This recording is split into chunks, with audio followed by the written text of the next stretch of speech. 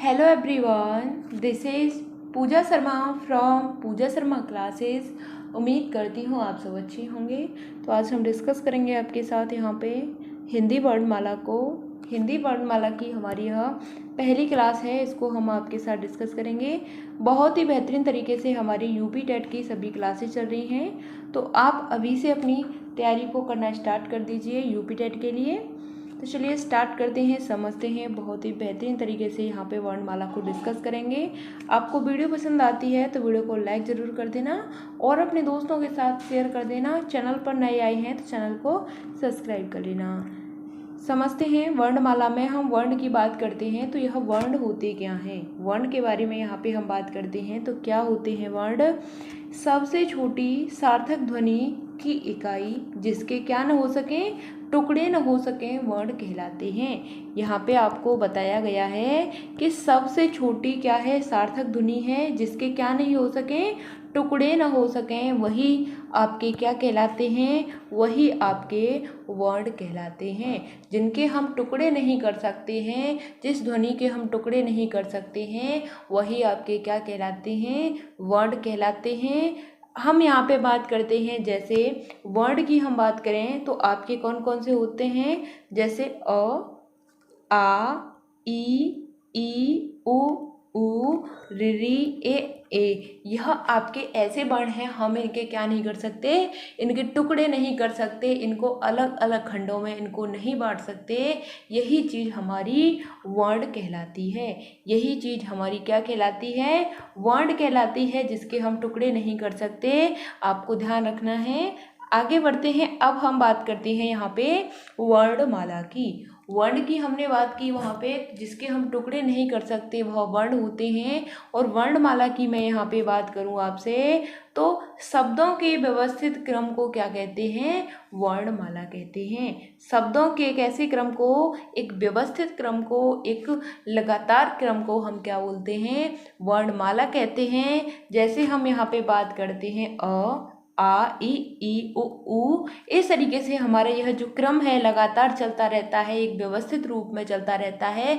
इसी चीज़ को हम क्या कह देते हैं, वर्णमाला कह देते हैं। यानी कि वर्णों की जो माला होती है, यानी कि एक व्यवस्थित क्रम में लगातार क्रम में चलते रहते हैं, वही आपकी वर्णमाला कहलाती है। यहाँ तक बात क्लियर। वर्ण को आपने समझा, जिसके टुकड़े नहीं हो सकते वर्ण कहलाते हैं।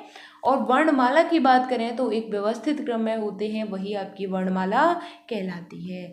अब हम यहाँ पे वर्णमाला की जो तालिका है उसको समझते हैं। यहाँ से आपका क्वेश्चन बिल्कुल फिक्स है, आप इसको समझिए। तो चलिए यहाँ पे हम बात करते हैं, यहाँ पे हम बात करते हैं वर्ण तालिका में बात करते हैं। वर्ण तालिका में हम यहाँ पे बात करते हैं तो आता है आपका यहाँ पे स्वर, क्या आता है, स्वर आता है।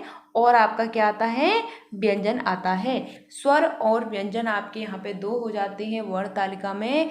आपको ध्यान रखना है, स्वर की मैं बात करूँ तो स्वर क्या होते हैं, अपने आप में स्वतंत्र होते हैं। इनको बोलने में किसी भी हमें व्यंजन वर्ड की सहायता नहीं लेनी पड़ती, वह आपके स्वर कहलाते हैं। और व्यंजन की मैं यहाँ पे बात करूँ तो जिनको बोलने में हमें स्वर की सहायता लेनी पड़ती है वह व्यंजन कहलाते हैं। हम बिना स्वरों के व्यंजन को नहीं बोल सकते।